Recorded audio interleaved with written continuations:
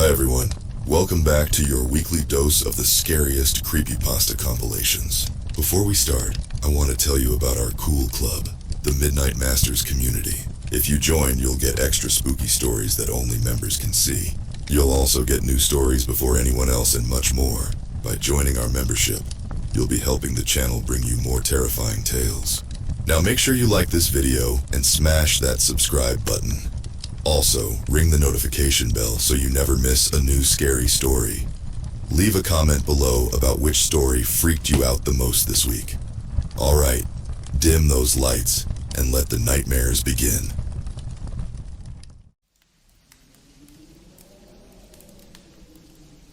We killed Joseph Glass for the first time on August 18th, 1999. I knew he was a strange case since day one.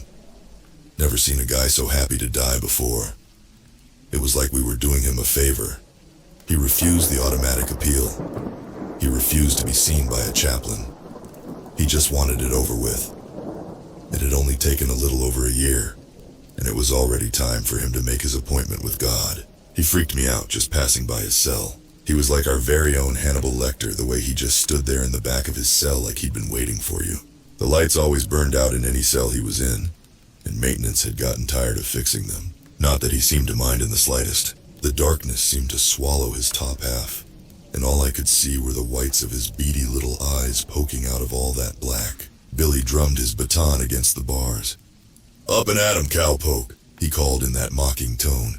"Time finally come for you to pay what you owe, you sick son of a..." "Billy." Warden Taft silenced him with a word. "If you can't act like a professional, you're going to have to sit this one out." Billy paused and licked his chapped lips. "Nah," he muttered. "This is a show I can't miss." Glass seemed to tick Billy off more than any prisoner before him. He liked him to at least pretend to feel sorry for what they've done, or act scared of what's coming to him. This one didn't even have the common decency to shed a tear. He was as stone-faced as a statue, even while being marched to the chair. Billy liked to joke sometimes that we ought to take the guy out back with some car batteries and really put the fear of God into him. Get him to cut out that stoic act. I think he was only half joking. After what this guy did to those girls, well, Billy has a daughter, so I guess it struck a chord. We all watched him fry.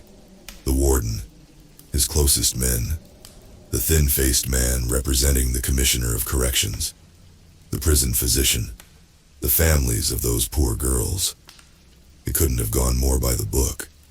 Only oddity I'd noticed at the time was that the stench of death never quite left the clothes I'd worn that day. And then the next morning we came into work to see the whites of those beady little eyes staring at us from the darkness again. "Good morning, sirs," he said, just as he did every morning in that airy, hoarse little voice. I'll admit it. I dropped everything I was carrying, stumbled back, stammered like a confused child. Hell, I almost screamed. You're not. You're supposed to be." "I don't know what you mean, sir." He leaned in like he was trying to stare a hole through my chest. His tone almost sounded disappointed. "You never came for me. You promised me that yesterday would be the end, sir. But you never came. I waited all night long. Why did you lie to me?" Me and Taft looked at each other. We both had the exact same question on our minds. If Glass was still alive, who the hell did we roll into the morgue last night? "Jesus Christ." Taft gagged when he pulled back the cadaver cover, stumbling away. "It's Billy." I looked. I know I shouldn't have, but I couldn't help it.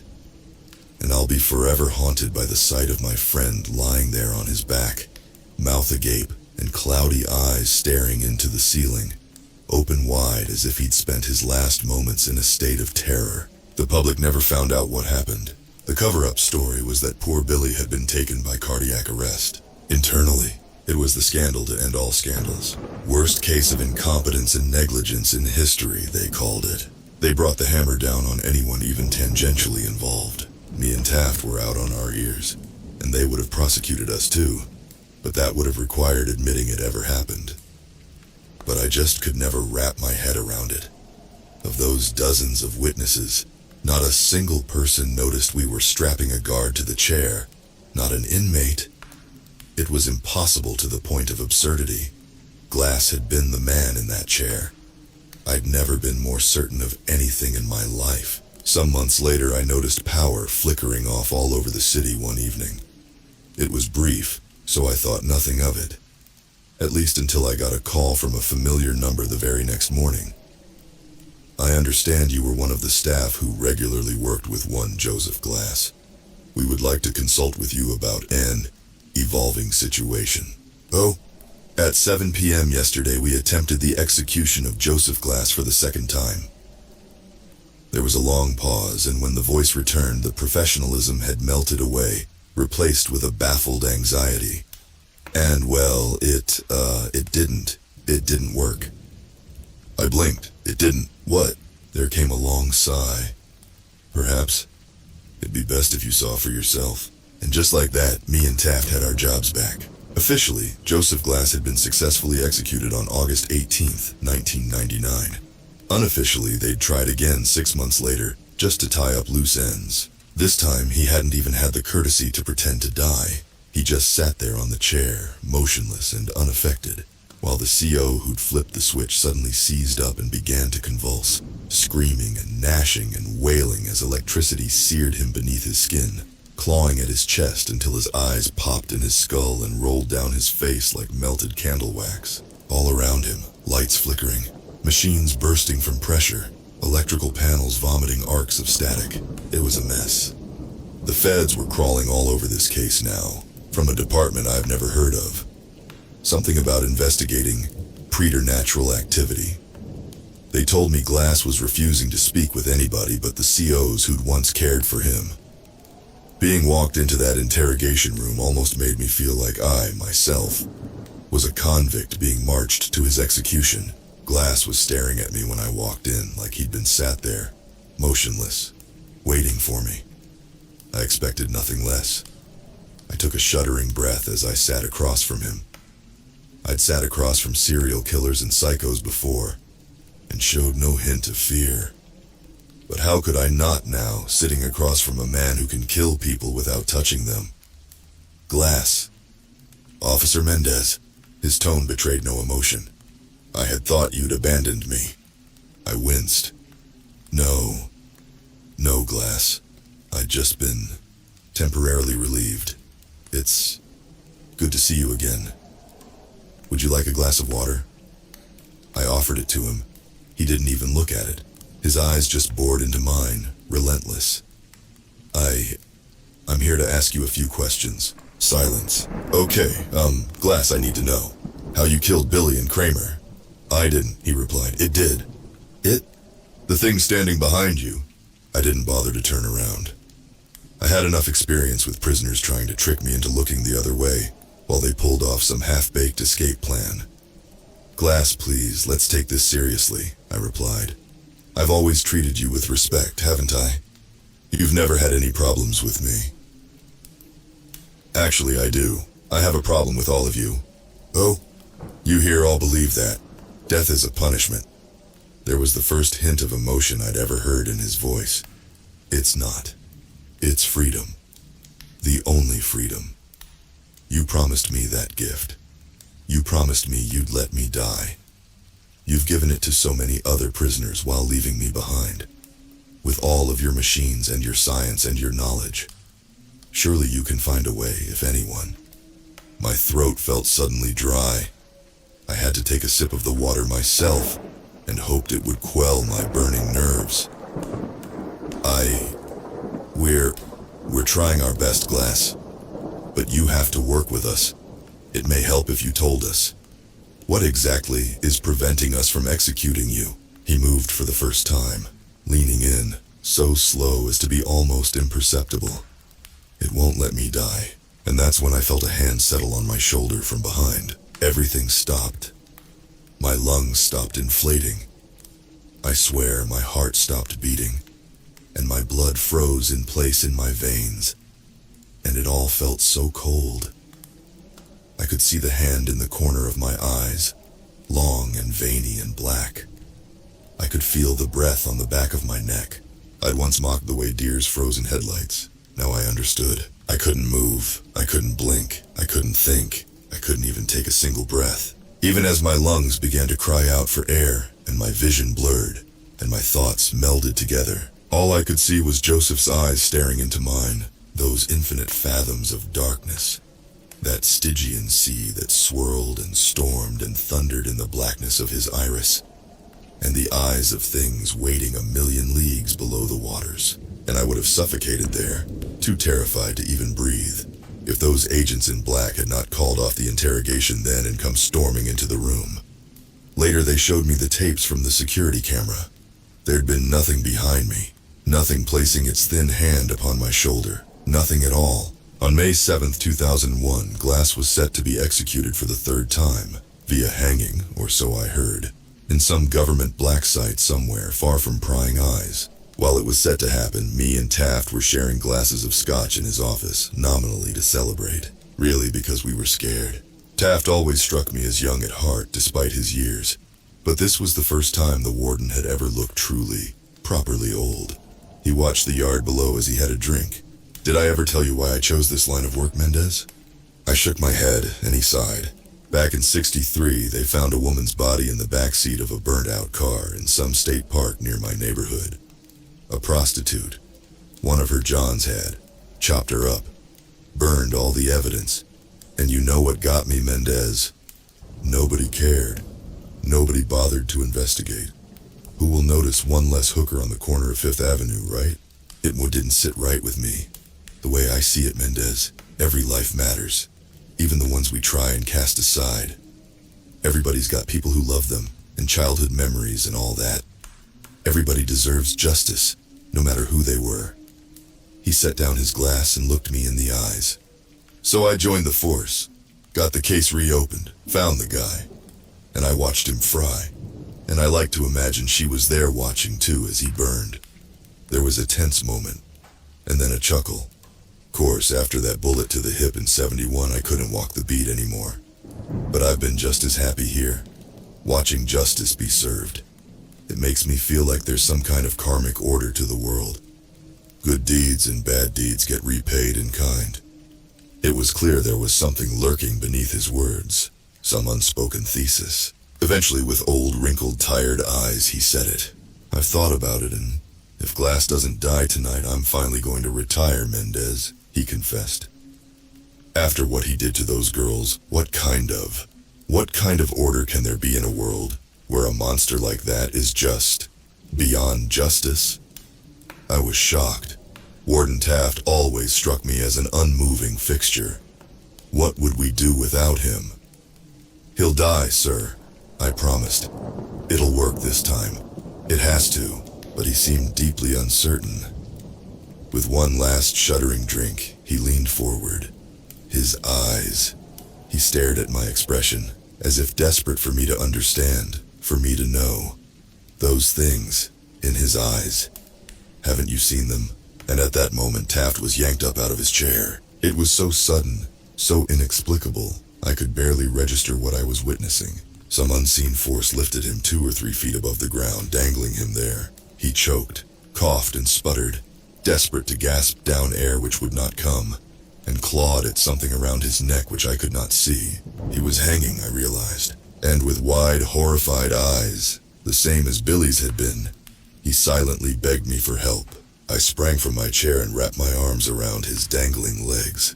At first, I tried to pull him down to the floor, but I realized it was only tightening the invisible noose around his neck. Then I tried lifting him as high as I could, which gave him some relief, but not much. Tears rolled down his face as it swelled and turned blue. And even though I could not see the noose, I could see the bruised purple skin where it had squeezed around his neck. All the while I screamed myself hoarse. "Help! Somebody, please! Jesus Christ, we need help in here!" But nobody came. And all of a sudden, some unseen force seemed to sweep my feet out from under me. I dropped like a bag of bricks, but I was so startled I maintained my grip around the warden's legs. I fell and yanked him down with me, and his body suddenly jolted with a sickening crack. It took me a while to manage the courage to look up at him. His neck had been stretched far too long, and his head was bent to the side at almost a 90-degree angle.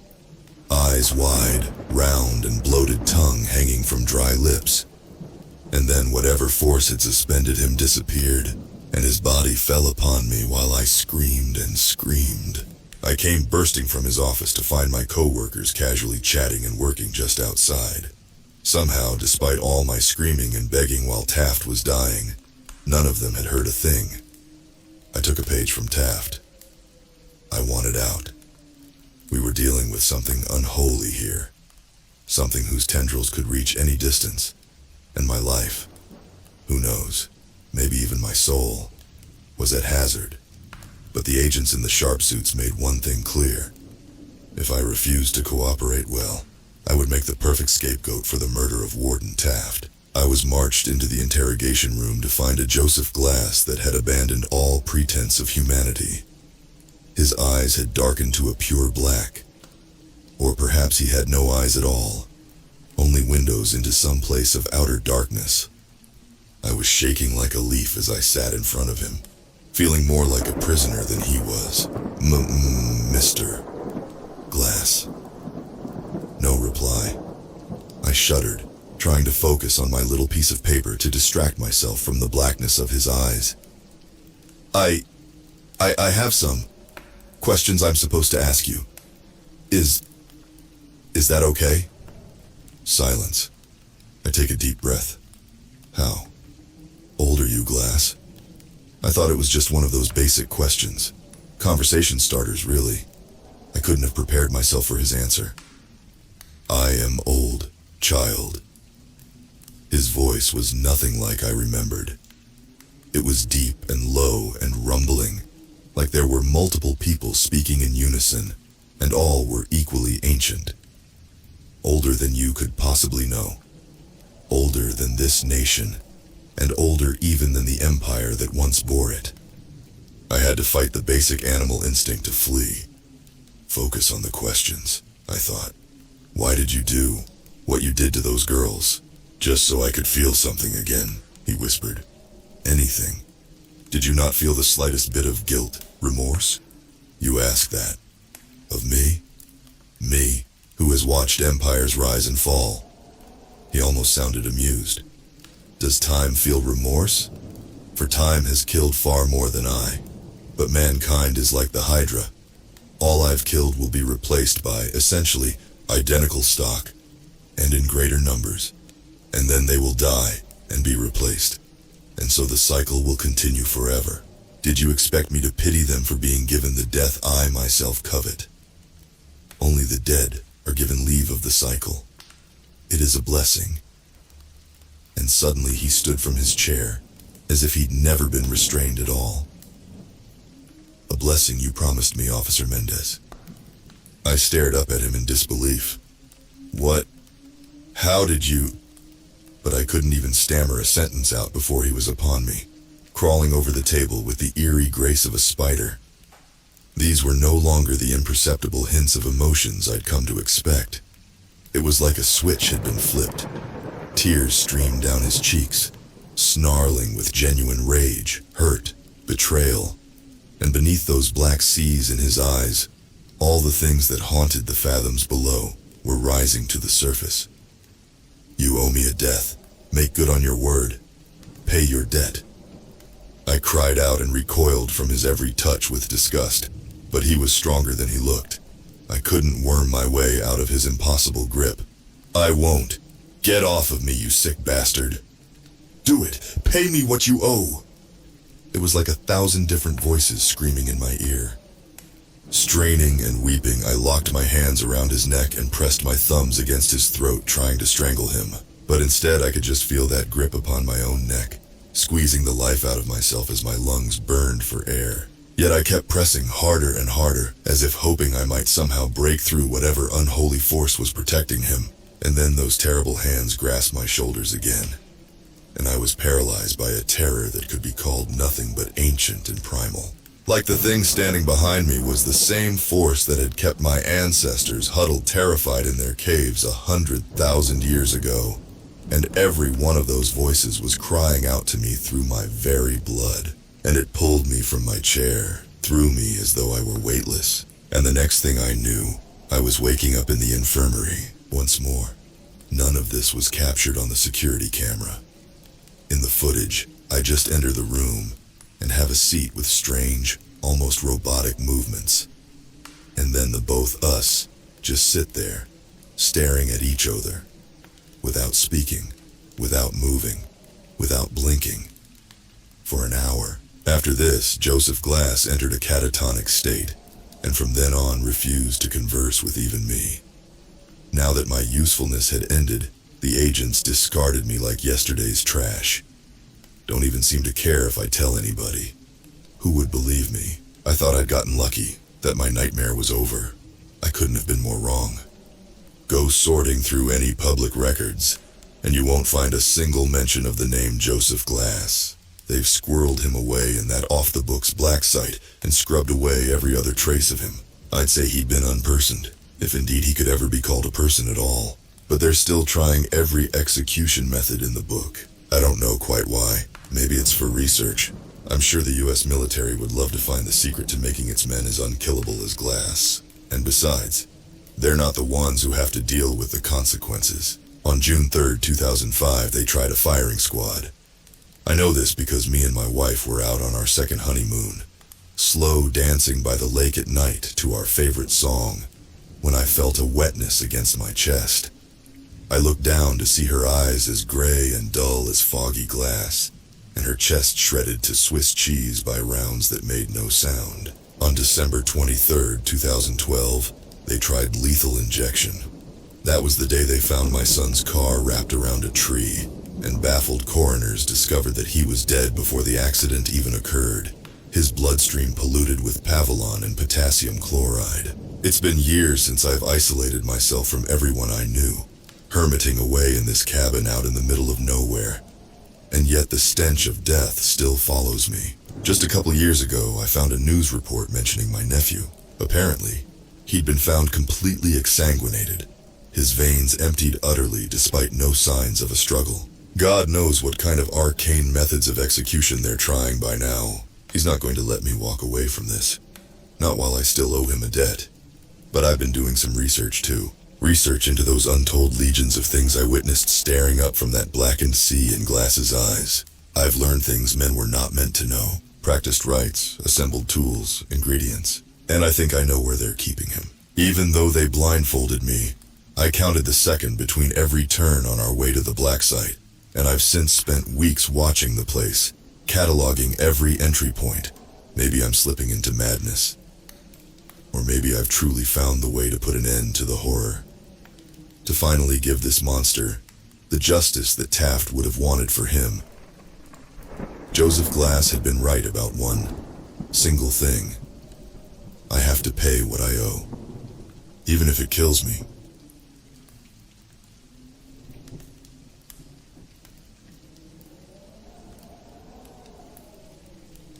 I'm sitting here freaking out. It's 3:17 a.m. and I just found my wife outside. This is going to be a mess, as I'm still shaking, but let me explain it as best I can. So a bunch of years ago, we lived in another house. One night, I woke up in the middle of the night because I heard noises coming from the other half of the house. I quietly opened the bedroom door and immediately saw a light on in my wife's study, which was situated next to the kitchen. The house we lived in was a few blocks away from the bad neighborhood, so my immediate thought was that someone had broken in and was going through the stuff in my wife's room, as my wife had come to bed with me several hours prior. And as far as I knew, she was still in bed. I crept through the house and was ready to confront the person in the room, when I realized that it was my wife. In my still half-asleep state, I just assumed she was still in bed. Turns out she had woken up, couldn't get back to sleep, and so went to her room to browse Facebook or whatever for a while. I had almost confronted my own wife, thinking she was a burglar. Now, in our current house, we have a screen door and a wooden door. The wooden door has a deadbolt on it, and you have to make sure that you take the house keys with you, because if you close the wooden door, you're not getting back in unless you grab the hidden spare key or knock on the door, your window, to be let back in. So it's about an hour ago I'm woken up by the front door rattling.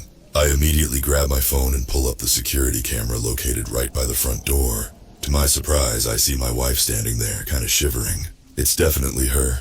Because we've been married over a decade, and I know what my own wife looks like. She's dressed in the same clothing she wore today, a red top and black pants. 100% here. I don't know what she's doing outside, but she is. Confused, I roll over and there's my wife fast asleep, remembering the incident in our last place. I use my phone screen to shine a light on her and confirm that it's definitely her and she's definitely in the bed. At this point, I'm really confused. I get up and make my way through the house to the front door. As I walk into the lounge room, our cat looks up at me, half asleep. Normally, she's super curious about stuff going on outside. And I would have thought that hearing the screen door rattling would have caused her to be at the door trying to see what's going on. But it's as if she hasn't heard a thing. I stand by the door and call out, "Who is it?" "It's me. Hurry up and let me back in. I'm freezing." I went outside because I heard something but forgot to take the keys in my bag with me. That absolutely sounds like my wife. Accent, intonation, knowledge about where her set of keys are. Everything. But I'm not convinced, because I've just seen her sleeping in the bed with my own eyes. "Hold on a second," I tell her. Now I'm heading back through the house and into the bedroom. I wake up my wife and say, "This is really fucking weird. You have to see this." I open the camera app and show her the front door. She's still at the door, looking around, wondering what I'm doing because all I need to do to let her back in is turn the handle on the deadbolt and open the door. My wife says, "What the fuck? When was that recorded?" I tell her it's not. This is live. You're standing outside by the front door. I just went down there and asked who it was, and your voice told me it was you, and that I should let you back in because you're freezing and you left your keys in your bag. My wife gets up and peers through the bedroom window, as you can just see the front door alcove from there. She gasps and pulls the curtain shut. She turns around and I'll never forget the look on her face as long as I live.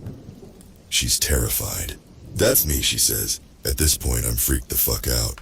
I'm wide awake. I'm speaking to my wife, and I'm physically touching her while trying to peer out the window with her. But there she is, standing outside in the very outfit she wore today. Same hair, same glasses, same everything. We walk into the lounge room and I grab the big torch I have. It's a big, sturdy metal super bright light, great for blinding people and hitting them if they get too close. We stand by the door again. "What's your name?" I ask. She tells me her full name, including her middle name. It's correct. "What's your birth date?" She tells me it's also correct. "What did we have for dinner tonight?" She tells me this too and tells me that I cooked it. This is right too. I can hear my real wife standing next to me, trying to control her breathing as she's scared out of her wits. I nudge her and whisper, "Ask her something only you would know." After a moment to steady herself and think of something, she speaks. "When we last stayed with my parents, what change had Dad made to my old room?" There was a pause. "Who is that?" the person outside said. "Why aren't you letting me in? You know it's me. You're starting to freak me out here. Who is that inside with you? Is that a recording of me? What's going on here?" I said, "Answer the question. What change had been made to your room when we last visited?" Another pause, then finally, there was a second bed added. As Max and Damien, my brother-in-law's two kids, sleep in there while visiting Mom and Dad, there's an audible gasp from my wife next to me. Now we're both freaked out. I grab her hand and lead her back into the bedroom and turn the lights on. We're still awake, watching the cameras. The other person walked towards the backyard, presumably to grab the spare key. But that was about 40 minutes ago, and I haven't seen them since. I'm too shit scared to go to bed, because I'm scared that this person, who knew everything about my wife, will find the spare key and enter. I don't know who the fuck they really are, or what they want, but I'm not sleeping.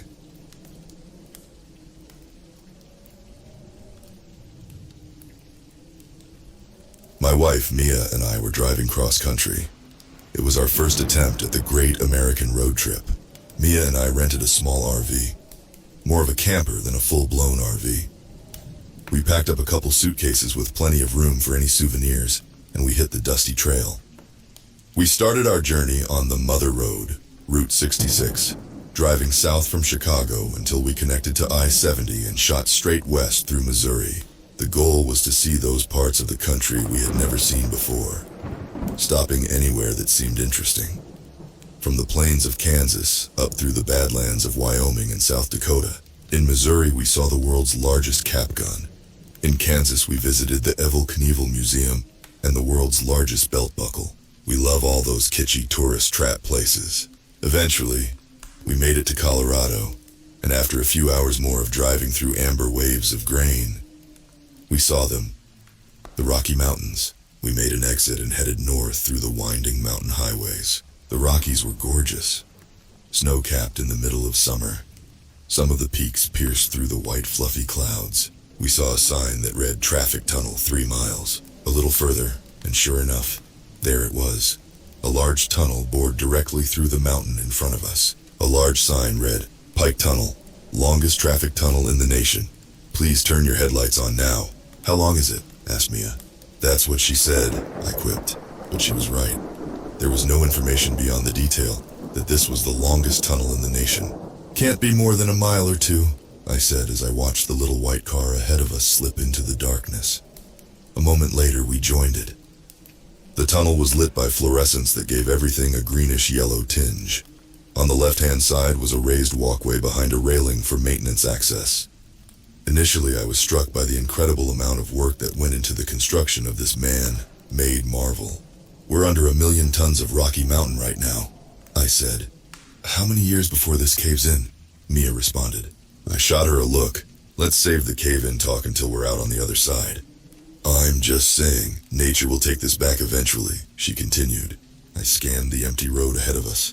"Where did the other car go?" I asked. We were now alone in the tunnel. No cars ahead of us nor behind us.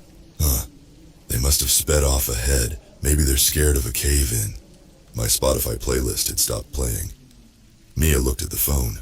No cell service. She turned on the radio and spun the dial only to find static. "You're not going to be able to pick up a station in here," I said. She turned the volume down. "Just wanted to check, and if only we had some CDs. This tunnel really keeps going." "I would have thought we'd be through it by now," I replied. I looked at the RV's odometer, 45,600 miles. I picked up speed. I wanted to try and catch up to the little white car. Up until this point, the tunnel was a straight shot, but now the tunnel started to curve to the right. It may have been my imagination, but it also felt as though we were descending. Mia felt it too, and she started to get antsy. "Where did that other car go? How long is this tunnel?" There was an urgency in her voice. I was getting nervous. Claustrophobia was not usually a problem for me, but when I looked down at the odometer and I saw that it had gone up by 3 miles, my mind began to wander to unsettling places. We were descending in altitude. I could feel it. I could see a slope in the lights on the ceiling and the railing of the maintenance walkway. I could feel a pressure in my head, and I was getting cold. "Could you grab me a Coke from the back, Mia?" I couldn't have Mia getting anxious. That would only start a chain reaction and make me freak out, which would then make her freak out. She unbuckled and ducked into the back of the RV to where we had a cooler stocked with drinks and food. Just as she stepped into the back, I saw something. There, standing on the side of the road, was a man wearing a reflective safety vest and a hard hat. He was waving to me as I passed him by. Something about him looked strange. I watched him in the side view mirror as we passed, and he was still watching the RV. Still waving at the back of our vehicle as he faded into the distance. Mia reappeared from the back of the RV, Coke in hand. She popped it and handed it to me. "You look worried." "I'm fine." I smiled and took a sip of the Coke. "Eric, slow down." I slammed on the brakes as I saw what made Mia scream. In the road in front of us was a roadblock. 2 reflective traffic sawhorses blocked both lanes of the tunnel. Beyond the roadblock, the lights of the tunnel were dark. There was nothing but a void of blackness. Standing in front of the roadblock was another man wearing a reflective vest and a hard hat. Only this time his hard hat had a light on top which obscured his face. We came to a jolting stop. I turned to Mia.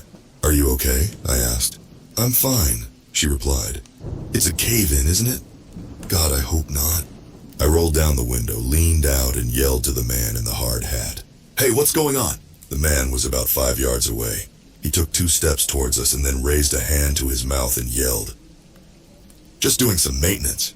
"How long is it going to take?" I yelled back.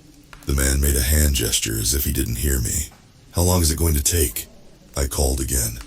He made the same gesture. I unbuckled my seatbelt and grabbed the door release. "What are you doing?" Mia asked. "I gotta know what's going on." "Eric, just stay here, it might not be safe." "I'll be just a second," I said. I pushed the door open and stepped down from the RV. "Stay in your vehicle," the man yelled. He took a couple steps towards me with his hand out, telling me to stop. "What's the holdup?" I shouted. The man was a bit closer now, but I still couldn't see his face through the shining light on his helmet. "Please stay in your vehicle," he shouted. There was something off about him. Then I heard it. A scream, or something, rolled from deep in the tunnel. The worker turned and looked into the darkness. Then he ran past the barricades, and soon all we could see of him was the light on his helmet. The light disappeared a moment later. "What the hell was that? Is someone hurt?" Mia asked. "I have no idea," I said. "Should we do something?" Mia asked. I just sat there and watched the pitch-black tunnel in front of me. I had no idea what to tell her. I checked the side view mirrors. There was still nobody behind us. "Where are the other cars?" I asked. "They must have gotten through before the roadblock. Or maybe they caused the roadblock," Mia replied. "I saw another worker a little ways back. We could try to go back and talk to him. We'd be going straight into any oncoming cars. There's a maintenance walkway. We didn't pass him that long ago. We can probably catch him on foot. Maybe we should just wait for the guy to come back." She reached over and grabbed my arm. I squeezed her hand. She was right. I looked out at the tunnel ahead of us. I turned on the RV's high beams, but all I could see beyond the roadblock was more tunnel and more road. I checked my phone. Unsurprisingly, there was no service still. We waited, but the man never came back. "It's been 20 minutes, Mia said. "How come there hasn't been another car behind us?" I was having the same thought. I rolled down my window and stuck my head out. I looked back at the road behind us. It went back about 200 yards before curving out of sight.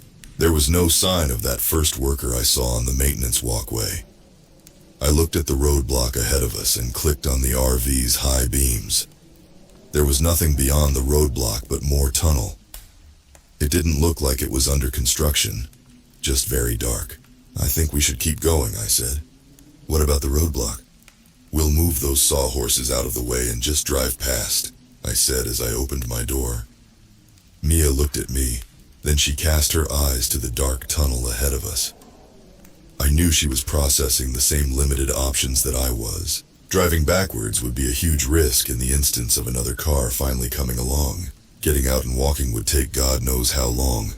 We could have driven 10 miles at this point. Forward was our best option. "Let's do it," Mia said. We jumped out and quickly pulled the two sawhorses out of the right lane. I pulled the RV up past the barriers. Then we jumped out again and put the sawhorses back where they were. We didn't need another car to come barreling through. We were finally moving again, slowly. It was pitch black save for the high beams of the RV. We crept forward at around 15 miles per hour. As the tunnel turned and twisted, my eyes started to play tricks on me. I kept seeing shapes at the furthest point of the tunnel. I kept seeing something standing just at the end of the next bend, but as we rolled forward, there was nothing there. "Where are the workers?" Mia asked. "I don't know." I was done rationalizing. This was all wrong. Traffic tunnels are never this long. My mind started to wander to all the road trip urban legends I'd read about. The killer in the back seat, the disappearing gas station, the pale man in the cornfield. Did we stumble into some strange outlier location? An in-between point on the endless roads that cross this country? Then I saw it. "Look, a person, thank God!" Mia shouted. As we rounded a curve in the tunnel, a group of maintenance workers entered our view. The three of them stood on the left side of the road behind two more sawhorses topped with flashing lights. Two of them faced towards us. The third was facing the other two. The one with his back to us wore a light on his hard hat. Was this the same guy we saw earlier? How did he get this far away? I approached slowly and rolled down the window. "Hey, you left us waiting back there!" I yelled. There was no response. In fact, all three men were completely silent, and it was hard to tell in the flashing light of the sawhorses, but they looked to be standing completely still. "Hello!" I yelled again. I pushed open my door and stepped out onto the pavement. "Eric, wait!" I held up a finger to Mia. "Just a second." I slowly stepped towards the three men. "Hello?" No response. What the fuck? The bright lights of the sawhorses obscured their faces. I kept moving closer. Hey, what's going on? Then I saw it. Their faces, they were plastic. In front of me stood 3 mannequins. I backed away toward the RV, then I turned and walked hurriedly to the vehicle. I was seriously freaked out, but I didn't want to alarm Mia. I climbed into the driver's seat and slammed the door shut. They're mannequins, I said. What? They're mannequins. Why? What? I don't know. I looked back over at the 3 figures and my blood ran cold. The hard hat mannequin had somehow turned around to face us. All 3 figures appeared to be watching us now. Then we heard it. A loud resonant banging on the side and then the roof of the RV. What the hell was that? Mia whispered. We listened, holding our breath. Then, a shuffling sound. Something was moving on or in the RV. Stay here, I said. I got up. Eric, wait! I moved to the back of the RV. It was dark. I went for a drawer in the kitchenette space and pulled out a flashlight. I moved to the rear of the RV, the bedroom. My flashlight illuminated an empty room. Whoever is back here, I have a gun. A shitty bluff, but I didn't see anything. I shone the light out of the windows of each side of the RV. Nothing. Then I heard it, a shuffling sound from right above me. I looked up and screamed. Fuck! On the roof of the RV, staring through the skylight, was a woman with vacuous black eyes and a dead smile. Her stringy black hair dangled down towards me, casting thin black shadows across her horrible pale face. Mia, drive fast! I screamed. Mia jumped over to the driver's seat, shifted into gear, and stomped on the gas. The RV was clunky, but it could move when it needed to. We lurched forward and I fell back. I trained my flashlight up onto the skylight again, and the woman was gone. I scrambled to my feet and looked out of the side windows. Did Mia shake her off?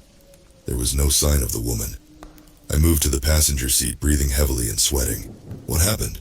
She asked, keeping the RV at a steady 50 miles per hour. There was a woman on the roof, I said flatly. I realized now that I was in a kind of shock. A woman. Her eyes were black. Mia just looked at me, then back at the tunnel ahead of us. There's something wrong with this tunnel, I whispered. Mia pointed at the road ahead. Look! I looked out at the tunnel. There were more mannequins. A lot more mannequins. They were positioned on both sides of the road. They were all facing us, and even though I never saw them move, when I looked in the side view mirror, they were somehow still facing us, turning to watch us as we drove past. Watching without eyes. Just keep driving, I said. As we drove on, the mannequins crowded the sides of the road more and more.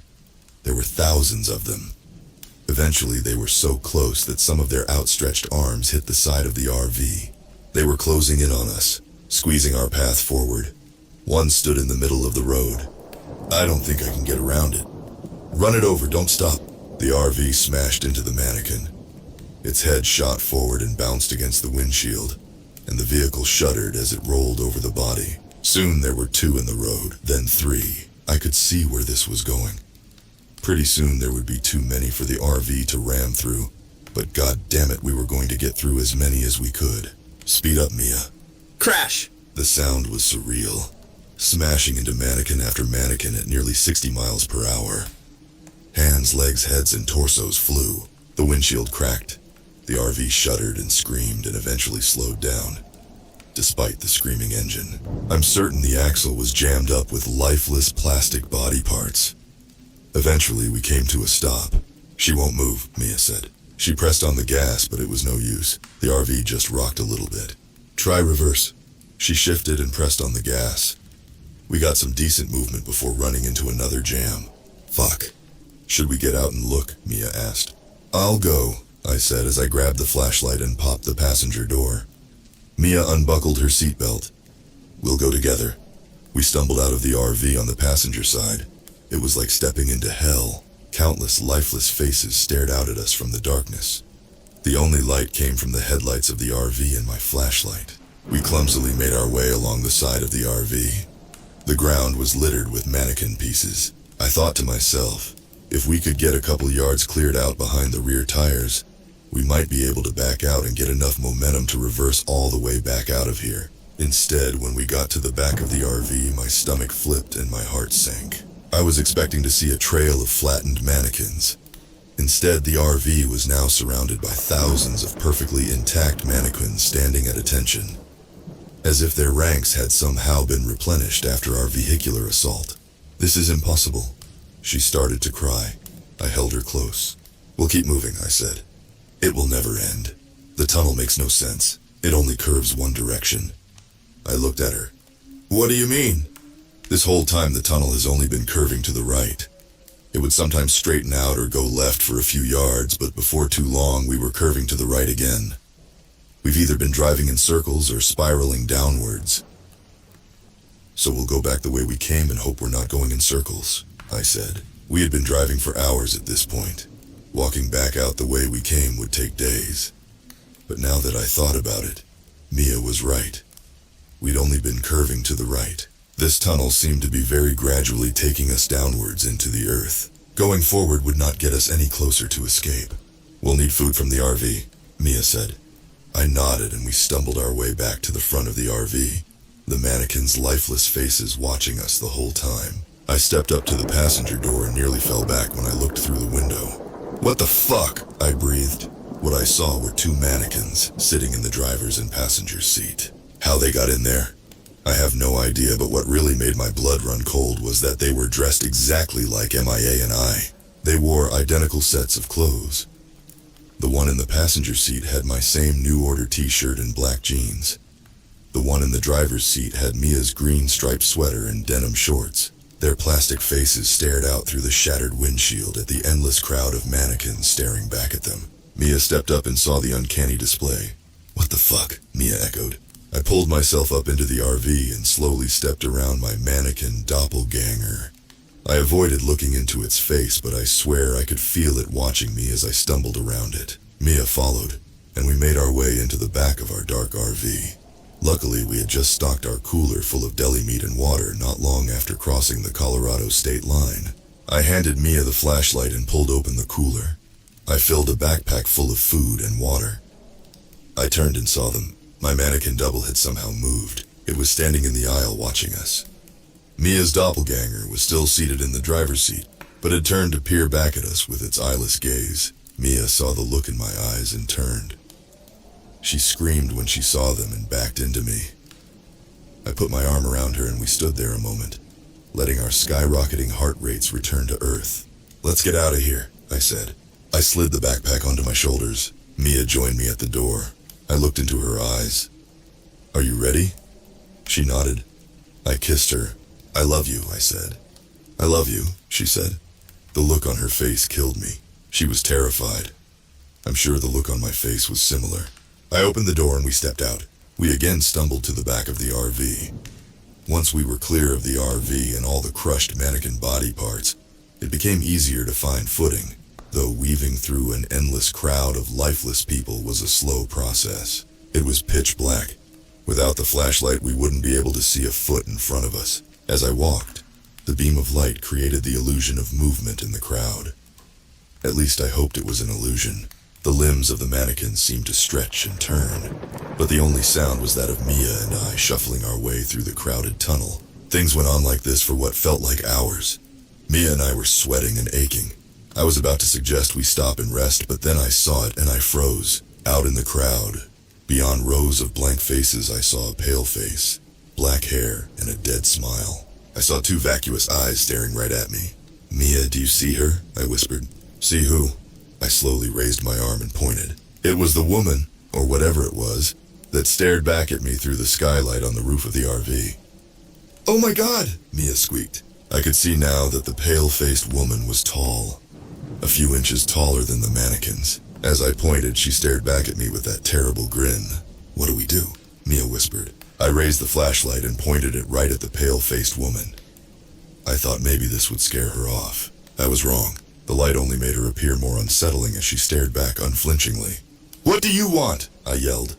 She only stared back at me. She was as still as the mannequins. We have to keep going, I whispered. Mia didn't respond. Her body was tense as she held onto me. We've come this far, we can't turn back again, I continued. I pulled Mia's hand, and we continued on our way through the mannequins, keeping the distance between us and her as wide as possible. As we moved past, she kept watching us. Though her movements were imperceptible to us, her eyes never left us. Like one of those portraits whose eyes appear to watch you no matter where you stand. Finally, we got far enough that she was out of sight, but the thought of her being somewhere behind us only unsettled me further, and I quickened our pace. As the hours wore on, there was no sign of the pale-faced woman, and the crowd of mannequins began to thin out. They still populated the tunnel from one end to the other, but there was more space between them, allowing Mia and I to walk more freely. The mannequins on the maintenance walkway on the side of the tunnel seemed to thin out as well, and I decided it would give us a better vantage if we were walking up there. I helped Mia climb up the railing that bordered the walkway. Then I climbed up behind her. The walkway was elevated 3 or 4 feet above the roadway. We could easily see over the heads of the mannequins in both directions. There was, of course, no end to the tunnel in sight. We kept walking. The mannequins continued to thin out. But they were different now. There were mannequins dressed as maintenance workers again, but also mannequins dressed as families and businessmen. There was even a group of mannequin nuns standing in a single file line, heads bowed in prayer. Needless to say, we passed none of this on the way into the tunnel. I was feeling very hopeless that we were going to be able to find our way out. I was far beyond speculating how this was at all possible. It's not possible, and even if it were, there is no good reason for someone to do this to us. The only explanation was the supernatural. Then I saw her.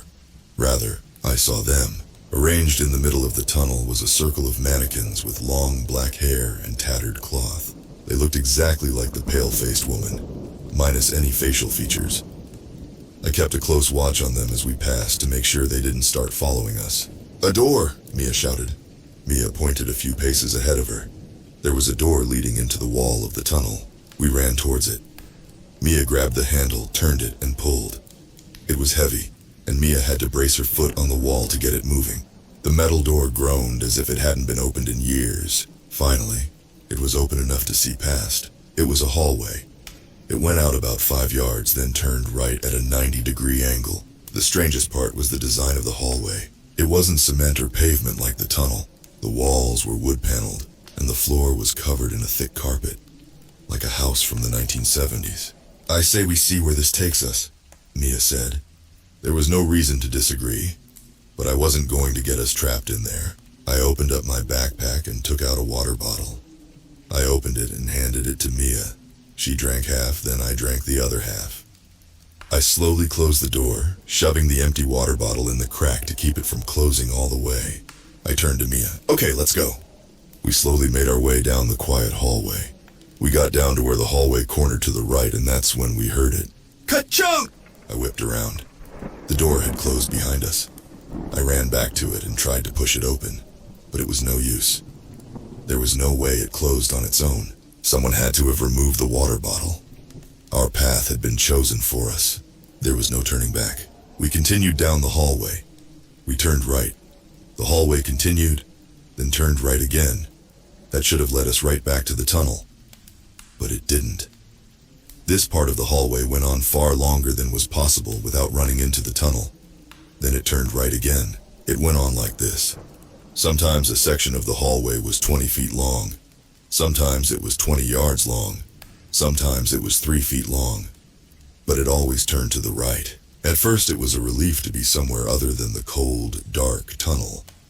But the hallway very quickly became claustrophobic, and before too long, I heard someone walking behind us. We had stopped to take a break, and I heard a third pair of footsteps on the carpet coming from behind us. I backtracked to the last corner. I was terrified as I slowly peeked around the corner, tense and waiting to see the vacuous eyes and inky black hair of the pale-faced woman. But there was nothing there. I wasn't about to backtrack any further. "There was no one there," I whispered. Mia slumped against the wall and slid down to the carpet.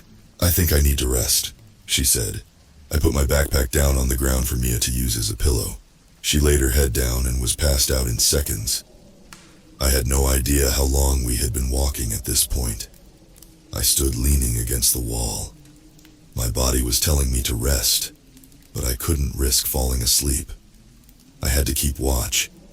I knew she was following us. I took in the details of the hallway for the first time.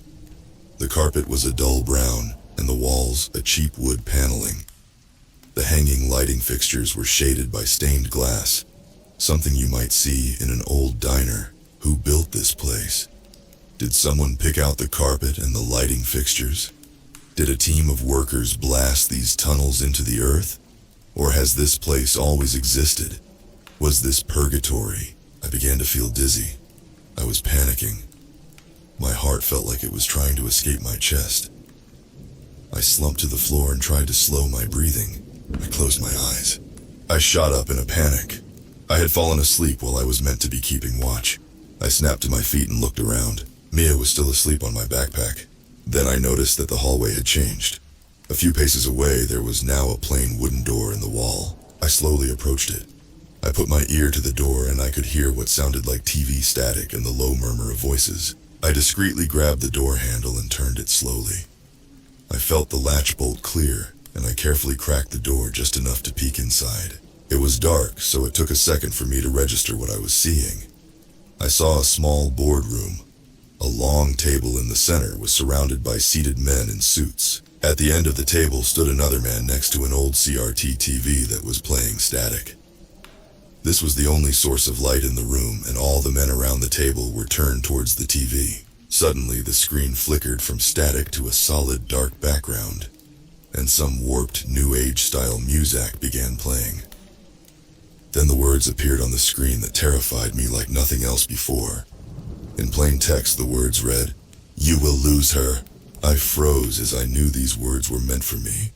I watched with terror as the men seated around the table slowly turned toward me in unison. They were mannequins.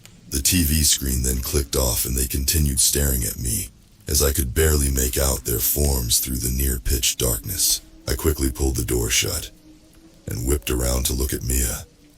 I had a horrible feeling of dread that when I turned around she would be gone, like the message on the TV promised. "Eric, what are you doing?" Mia was leaning up and staring at me. Thank God. There was Mia right where I left her. I pointed at the door and said, "This door appeared and I—" "What door?" she interrupted. I turned and sure enough the door was now gone. I explained what happened to her, but I left out the message that appeared on the screen. "You will lose her." Those words still burned in my brain. I tried to force them out. We drank water, ate granola, and then got moving again. Hallways. Endless hallways. After a couple hours of walking, we started to hear music. There were small speakers in the corners of the ceiling.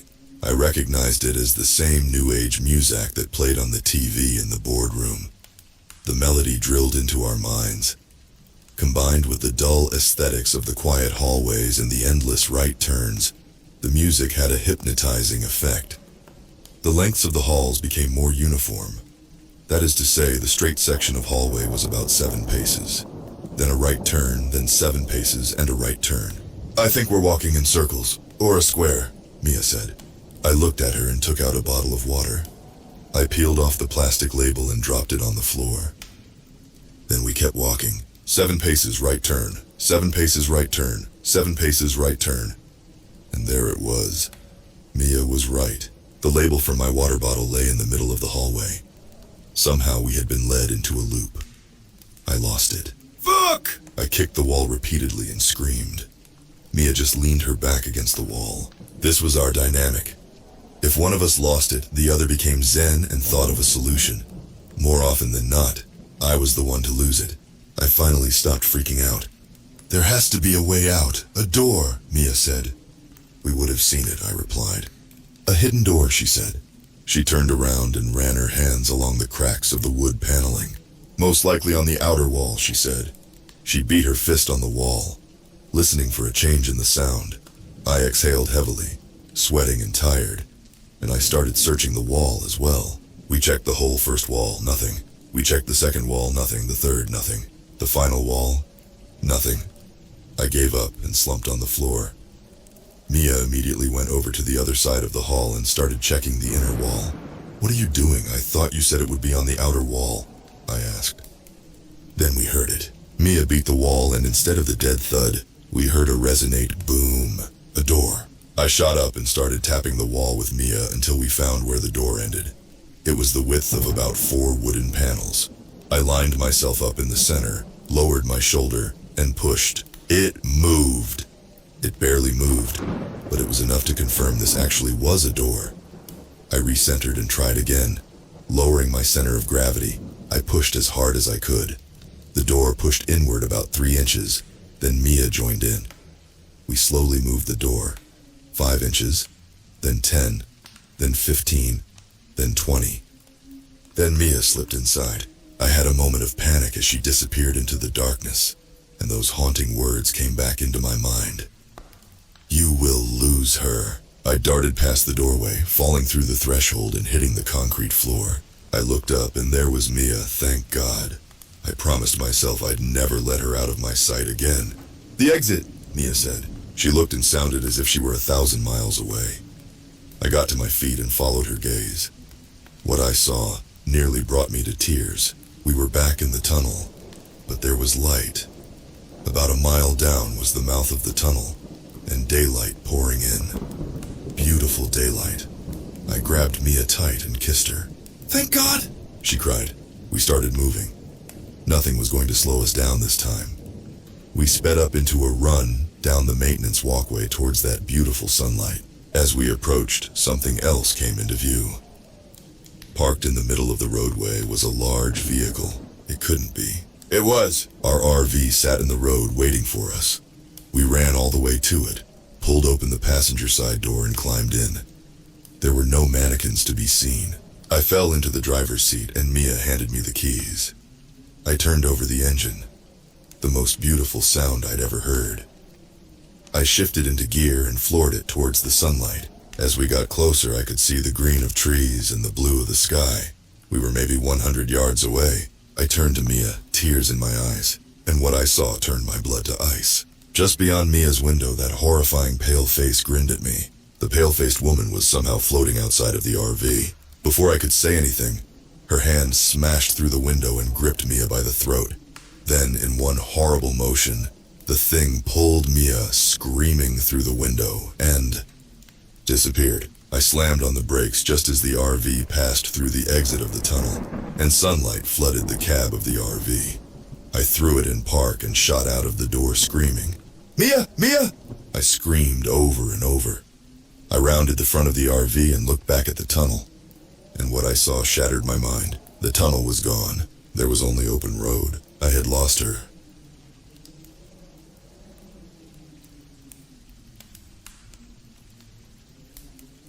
Supposedly, it had always been this way, stretching way back to when my grandpa opened this place almost 97 years ago. I inherited it when he passed a decade or so ago, given that my father didn't want anything to do with the place, and since then I've made sure to diligently follow his final wish. He might have left me the theater, but there was one condition. Not that it'd be enforceable if I went against his wish. More about that later. But the condition was present nonetheless. Never ever let the film stop running in Screen 6. Now, I'd practically grown up in that theater, given it was a nice little hangout spot after closing time. But I never knew anything about the existence of a 6th screen. It had always been 5. Grandpa left that sentence and a little picture guide to find the controls for that screen, as well as the security footage system for it. He also left a letter, only to be opened once I had been running the theater for long enough to understand the importance of Screen 6. It baffled me at the time, but I kept that wish too, and tucked the letter away. He never told me where to find the screen itself either. The first thing I did was check the cameras, only to find they showed nothing of interest. No moviegoers were present in this secret little screen, nor were any employees. The black and white footage from the vantage point of a camera positioned above the screen of a silent, empty room filled with rows and rows and endless rows of dusty chairs stared back at me. Somehow it was larger than all of our other screens. After unlocking the neat little contraption he described, I realized the system for that screen was digital. Strange, I mumbled, given the fact our theater was always quite proud of being the only film-only establishment in town. I suppose digital files make running the screen endlessly an easier task. Something jumped out at me, though. The digital file being used to loop over and over was just that, a singular file. It wasn't cycling through a library of movies. The same one was playing over and over. The file name, sacrifice.mxf. I've always been a curious person, and part of me wanted to resist. Some instinct was screaming at me to stop, but I couldn't. I had to take a glimpse at the little outdated screen synced up to the projector. It was grainy and degraded. Footage that looked like it had been shot in the mid-20th century or so. A group of men dressed in black and women dressed in white circled a tree with interlocked hands. They looked like they were speaking, maybe singing. Regardless, there was no audio. They went round and round this great old tree for what felt like forever, before stopping in their tracks and just standing there for a minute or two. The footage cut an unspecified amount of time forward to reveal their black and white garments blowing in the wind as they hung from various branches of the tree. All of them. It didn't matter that there wasn't any audio. I could feel the silence seeping out of that screen. Cut to black. Part of me was horrified, and another part retained some morbid sense of fascination with what I'd seen. I wasn't planning on going against Grandpa's wishes anyway, but at least I'd seen something that spooked me enough to justify the strangeness of it all. Was that the entire film that had been playing over and over for God knows how long? How was such a massive auditorium just hidden away somewhere? What the fuck was that video? I needed to find out. God, I wish I hadn't, but I did. The next few weeks were spent meticulously researching everything I could possibly find about our little family-owned theater. My little theater. I spent hours on end in that projector room trying to make sense of what was being played. The footage described above wasn't alone, but remained similar to the others I've since seen. All feature large groups of people in what looks like pre-war Europe. 1930 or so is my best guess. They start off peaceful enough, almost joyous, but I've learned by now to reject the faux happiness depicted. It grabs a hold of you before the violent sacrifices that soon follow rip your heart out. Sometimes I wonder about the people shown. There are so many of them across the different short films. Probably more than I've known in my entire lifetime. All of them met such a gruesome end. It might sound easy to throw away their collective existence as mere pixels on a screen, but I can't. The local newspaper allowed me access to their archive to find out a little more, and things began to tie themselves together. I had to sift through cardboard box after cardboard box to find what I'd been looking for, but I eventually did. Back in 1931, there had been an awful incident at our theater. At the time, it was owned by Grandpa, and things were looking up, given it was the only establishment of its kind in town. Unfortunately, something terrible was to happen soon. It was a cool October evening when local police were alerted to a disturbance down at the movie theater by terrified patrons. You see, back then there was a Screen 6, nestled right next to Screen 5. It was the focal selling point as a state-of-the-art screen showing only the finest films. Those in Screen 5 began to realize something was badly wrong when the sound of an incessantly crying and screaming child began to drown out the more pleasant sound of their film. The talkies, as films with spoken audio were known in their 1930s heyday, were a phenomenon, and it took a lot to distract those in Screen 5 from their entertainment. The child screamed for as long as it could, until annoyance turned to worry and eventually fear. By the time police swung open the double doors to Screen 6, the leather white seats were soaked in crimson red blood, and the patrons inside had long since taken their last breaths, except one. Still the child screamed. I've always been open-minded when it comes to the unseen, not a believer per se, but not dismissive of the idea. Things began to come into a clearer focus. Hundreds of people had sacrificed themselves in that screen all those years ago, and now the screen is forever condemned to forever playing films of similar occurrences. The two had to be connected. The letter. It was time to open the letter. I was convinced I satisfied Grandpa's requirement for doing so, and it would fill in the parts of this deranged story I was missing. I slipped the letter out of its glum, off-white envelope and began to read. To my beloved grandson. By now you probably know much more about the story of our little theater than you did when I left it to you. I'm sorry it took until we were separated for you to learn the truth, but it was something that had to be done. Those people that are in the films playing on Screen 6 were part of an ancient cult. The men of Mephistopheles, they called themselves. They would live in communes, and the peaceful images you've come to see are of their day-to-day lives. And as you have also come to see, they would eventually offer themselves en masse in blood sacrifices. One of these sacrifices happened to take place in Screen 6 of our theater, and once again I'm sure you have come to learn of this given you are reading this letter. The locations in which these sacrifices take place are forever bound to the souls lost there in some form or another. To illustrate, that great big tree in one of the films is now the site of countless suicides. Their crime, daring to walk where the men of Mephistopheles once walked, and where they left this earth. Our particular curse happens to be that Screen 6 began to be the site of similar suicides, and so did our other screens. We could never figure out why they weren't contained to the immediate site of the original sacrifice, but needed to find a way to stop them. Times were tough, and the money the theater brought in was important to all of our lives. An occultist suggested the endless film screening as a way to stem the flow whilst we found a more permanent solution. But before long we realized it stopped the awful goings-on entirely, so we let the films play and then play some more. Screen 6 had originally been downstairs since the building only allowed for that kind of space down there. So we turned it into a tomb.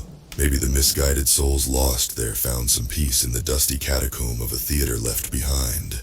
Now, if you know the story of the sacrifice at our theater, you know there was a singular child who survived it all. That child, your father. I'm so sorry for keeping the truth locked away from you the way I did. You deserve to know whilst I was still there with you.